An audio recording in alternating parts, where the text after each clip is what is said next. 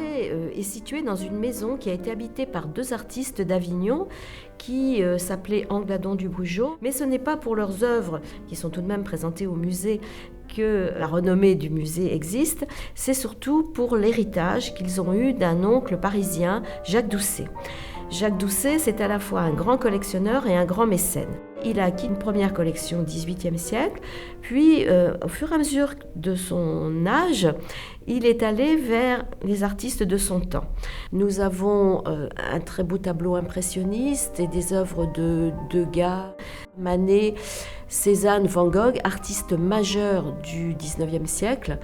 Et pour le XXe siècle, Picasso, Modigliani, un magnifique tableau, Fujita et des masques africains. Dans les collections de ce Jacques Doucet, brillant collectionneur, brillant mécène, il y a eu un tableau qui est considéré comme l'œuvre d'art la plus importante du XXe siècle, ce sont les Demoiselles d'Avignon. Ce tableau a fait partie des œuvres qu'il a achetées directement à Picasso. Par la suite, après sa mort, a été gardé par les héritiers une petite dizaine d'années avant d'être cédé aux Américains qui tenaient beaucoup à l'avoir.